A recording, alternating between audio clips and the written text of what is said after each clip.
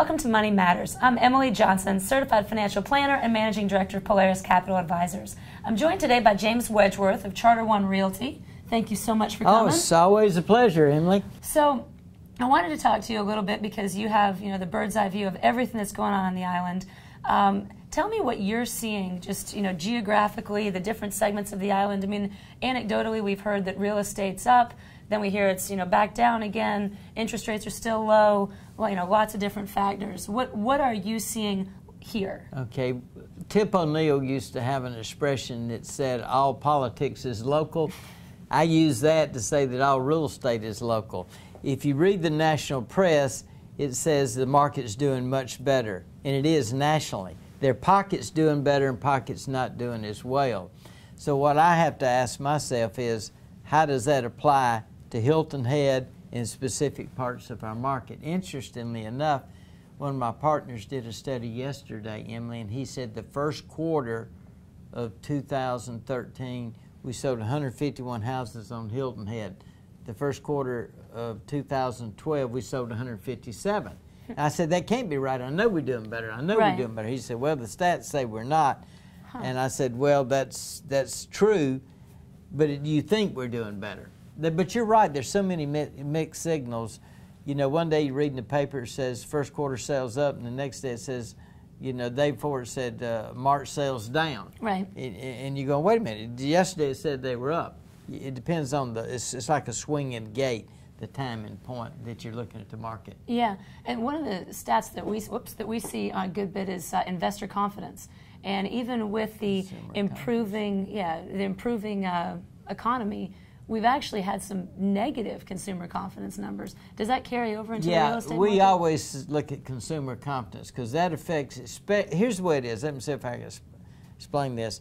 I always enjoy talking to financial planners because y'all understand markets better than any other group of people I've ever worked with. In fact, I had a client ask me one day, said, who's the best person to sell a property for? I said, no doubt about it, financial planners, because they understand that it's worth X on a certain day because they live with markets. Right. Whereas other people say, well, I really need this, I want this, or my sister thinks it's worth this. A financial planner never tells me that. They say, what's it worth today? It doesn't matter what it was worth 6 months ago. It'd be like somebody calling you up even on the phone and say, we talked 6 months ago and my stock's at $55 a share. I think I'd go ahead and take that $55. You start laughing at them. Because you say, well, wait a minute, let me see what it's worth today. Yeah, I'd love to. Let me see what it's worth today. If it's at 45, I'd love 55. That'd be great. So anyway, here, let me give you an example. Let's see if I can explain this. There's certain pockets of our market locally doing well. For instance, I did a study yesterday. Houses under 500 on Hilton Head, we have a 3-month supply. Okay? Now, the rule of thumb, Emily, is 6 months, your property doesn't go up or down if it's a 6-month supply. Okay. If it's below 6 months in supply, your property goes up in value. If you have over 6 months supply, your property goes down in value because of oversupply. Okay. So under 500, we have a 3-month supply. 500 to $1 million, we have a 12-month supply. Wow. 1 million to 2 million, we have a 24-month supply. Wow. So what you got to do is you got to look at the market and say, where am I in the market? If you got a $390,000 house that's going up in value and we put it on the market and get 3 offers. If you got a house worth $1.4 million, we put it on the market and spider webs get all over your lot box because nobody ever comes to look at it. And you're sitting there going, wait, I read in the paper yesterday that the market's up. You have my house on the market. I've had no offers and 2 showings. What's going on?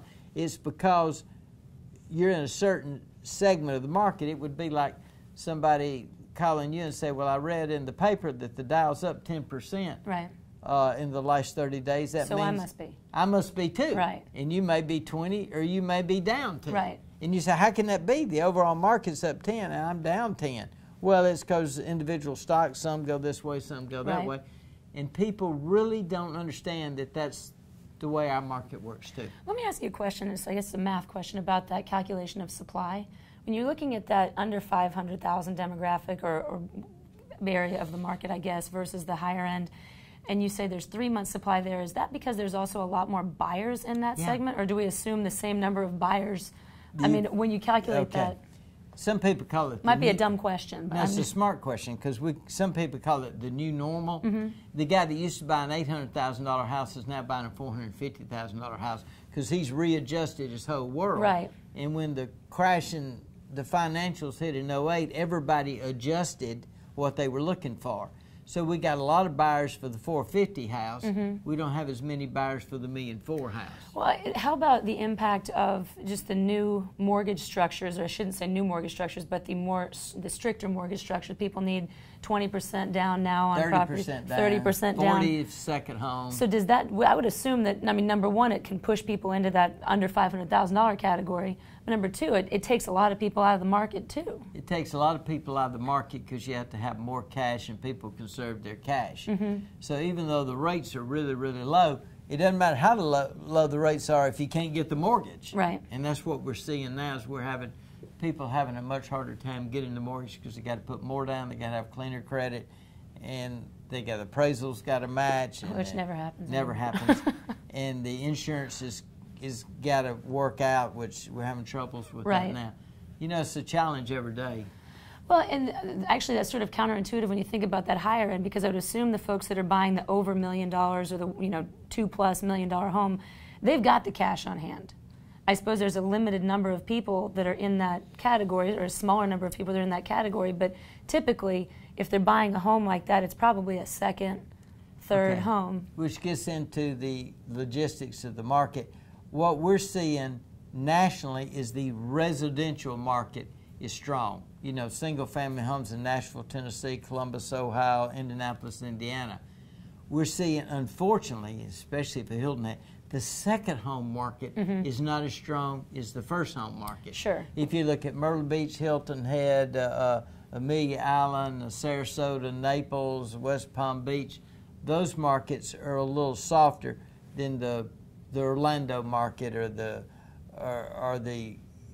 Macon, Georgia market. The more, if you have markets where there's very little second home investment by, those markets are stronger, whereas the second home market is not as strong, but eventually maybe it will.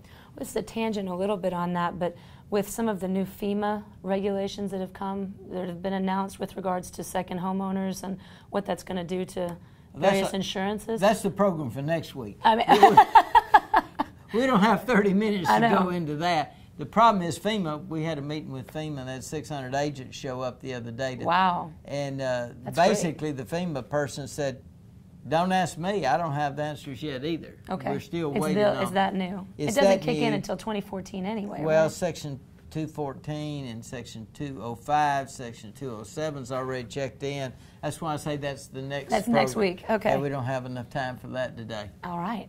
Well, let's take a quick break, actually, and we'll be right back. I'd like to talk a little bit more about the different segments of the market, demographics, et cetera, and what you're seeing there. Be glad to. Great. We'll be right back. This is Money Matters. Just stick with us.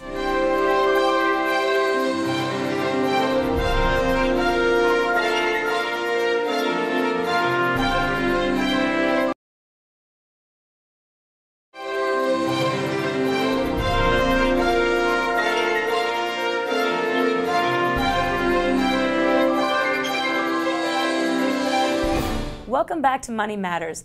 I'm again joined by James Wedgeworth, and we are talking about the markets, the economy, and real estate in Hilton Head. So James, the first part of the show we talked a little bit of geography and sort of the new normal, et cetera. But let's break it down a little bit into specific demographics that we're seeing here on the market and that you see in every market. And the four I'd kind of like to cover. Number one is the new home formation market, the younger generation, 25 to say 35. Then that move up demographic, 35 to call it late 40s, 50, and then the empty nesters retirement market, and then fourth the investment market. Okay. So wherever you want to start in there. Okay, the entry level is what we call them. First level, first home buyer. That market's extremely strong. That's the best market we have on Hilton Head. It's also the best market nationally. And one of the reasons for that, Emily, is we had a large pent-up demand. Because, for the last couple of years, everybody was saying, whatever you do, don't buy real estate, don't buy real estate. So you had these young couples that were renting, and all of a sudden they said, wait a minute, well, we can't rent forever. Right. Well, and we can buy and pay a mortgage for less than what we rent for now. So that segment of the market is strong. The second segment of the market is the guy that 5 years ago was a first home buyer. They buy the first home. They've got 3 kids now, 2 kids now, and they're moving up. And they're going from, they're selling their $200,000 house, buying a $450,000 house. That market is fairly strong on Hilton Head. It's extremely strong in the real world. So that market's good. That's sort of interesting to me because in the new normal, you know, as we were saying before, I think there are a lot of folks, or at least I'm seeing a lot of folks or hearing a lot of folks saying, I'm scaling back. I'm not going to move up to the newer house. Maybe at that, you know, that that's age level range. 3. That's more the empty nesters, our parents, your parents. Me, I'm almost your parent in age. But what I'm saying is that market is scaling back a little. That market is not as good as that second market you're talking about, where it's a young family moving up. Does that make sense? It does, and I guess it probably also, when they buy that $450,000 home, they're going to assume that is the home till the kids graduate and after. That's where the kids are going to come home from college. And you're hit the nail right on the head there. That's exactly what's happening. What traditionally happened is we got a segment of the market that doesn't exist anymore that existed for years. And that was the guy that owns the $450,000 house. The kids are in high school, and he says, wow, let's buy a $900,000 house. That segment of the market is what we're missing right now. They're staying in the 450 house. And so instead of making 4 jumps, they're making 3 jumps, if that makes sense. We've had an entire segment of the market that's been removed from the market locally in our market here. And that's hurt us because we really need that. It's what we call trickle-up economics, where everything is like a snowball rolling down the hill. Well, that part of the snowball is not rolling. It's just sitting there. You know what happens to snowballs that sit there? They eventually melt. And that's kind of what it says. Does that make sense? It makes total sense. But what are you seeing in terms of folks' balance sheets, too? I mean, when you're talking to the 50-year-old couple that's coming down here, they still have their place in Ohio, but it's probably about to sell. You know, they might have kids that are going to go to the high school, and they're still working. Maybe one is working or both working, whatever. What are you seeing in terms of the balance sheets that people have? Are they healthier now than they were 5 years ago? Are you actually seeing the deleveraging? No, they're not as healthy as they were 5 years ago. We've seen a big difference. The guy that used to buy the $900,000 house is buying the $500,000 house, and he's a little scared, is what I call lack of consumer confidence. You know, they asked us all the time, will the market ever get back to 2005 levels? Will it ever? Will real estate prices ever get back to 2005 levels? And if they thought it would, they'd be buying the $900,000 house. Since they're not sure it will, they're not buying the $900,000 house, which we need for them to buy to keep the market rolling. I mean, we could get into a lot more details around that too. I mean, a lot of the plantations and the fees that are associated with the plantations and stuff. I'm sure that's also a big factor in people's decisions these days too. Used to, they didn't ask about it. Now everybody asks about it. What is it going to cost me long term? And as you know, some of the bundled communities have been hit a little harder. Bundled meaning you have to join the club. You cannot join, as we tell people. So that's had an effect on the market. What about the lingering foreclosure and, the short sales keep coming along, but the lingering foreclosure concerns that, that there are going to be, that there's a pent-up supply. I mean, I know just in my own neighborhood and, around the island, I know there's a few that aren't on the market, and they've been empty for quite some time. Is that just hearsay, or is it a concern? It is a concern, but it's not as big a concern as it was a year ago. We track the number of foreclosures each month. The first Monday of the month, we have the foreclosure sale. We always look to see the number, how many are on the docket. That number has been decreasing. It's still a section of the market. It's still something we got to deal with. And as you understand from markets, that does affect. As we tell people, if your next door neighbor goes into foreclosure, that has a negative effect on you. People always say, well, that doesn't affect my value. Of course it does. Yes, it does. Yes, it does. But I give you an example. I told somebody the other day, they asked me about it, and I said, I actually see light at the end of the tunnel. He said, yeah, James, but you're still in the tunnel. Yes, we are, but I do see some light. I expect in maybe a year that market will be, in certain markets, that's totally gone. Yeah. I had dinner the other night with some real good friends of mine from Phoenix, and they said they have 0 foreclosures in Phoenix. No way. Because the market's up. Of course, Really? it dropped so low. Oh, sure. I remember being out there Phoenix during one that. of the worst markets, but she said we have, I think she had, we got 1 foreclosure in our whole market. Wow. And I can't wait for the day that we can say we have 1 foreclosure in our market. Right. Because that's good for the, quote, regular owners. Right. Or you versus your next door neighbor. Well, and speaking of which, we talked about second homeowners in the first part of the show. What about investors? Because I do actually, I have clients that ask me, one, should I be buying some of these, sort of the lower end properties and rent them out because that market's good? I've, given the various other structures, tax structure, et cetera, some things, that they need to look at. The total carrying cost can be high, but, we look at that. And then we also have the, should I buy a house for my son or daughter who doesn't have the 30% to put down? And I always refer them to you, know. What do we do about that? What do you think about that? That market is still slower than the other markets because of lack of consumer confidence. For the market to get back to a strong market, that end of the market has to pick up. We just can't depend on the number of people moving here and retiring here. We need the investors. As there's more light at the end of the tunnel, you will see people saying, okay, it's stable now. I think it's going to be a good investment. An investor will enter the market eventually. What we're seeing in the last 5 years is a lack of investors in the market. In other words, in general, regardless of size. Price range, we see a lack. Because, see, when property's going up in value, people justify it. They say, well, if I buy this $800,000 house, next year it's going to go up 10%, it's going to be worth $880,000. Right. So they justify buying it by saying, well, we're going to enjoy it, and the family's going to come down, everybody's going to have a great time.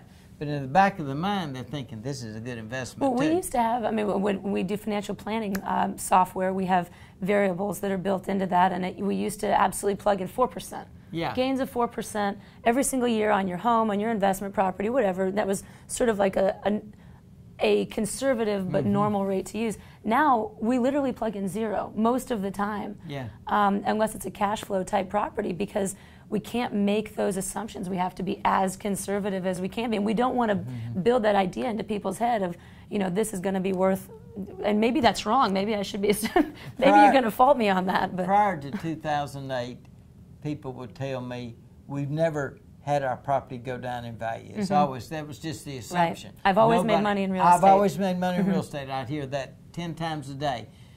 After 2008, people were saying, wow, I've lost money in real estate. That was a new norm. We had never had that. Right. And that just shook up the whole real estate market. Sure, just like it shook up the financial markets. It shook up all markets. It affected people's balance sheets. And when their balance sheet's not healthy, they don't feel healthy. That's what we call lack of consumer confidence. And the fear factor. I mean, like when you look at the equity markets right now, we've seen the equity markets come back. We are back to the highs in the Dow and in the S&P.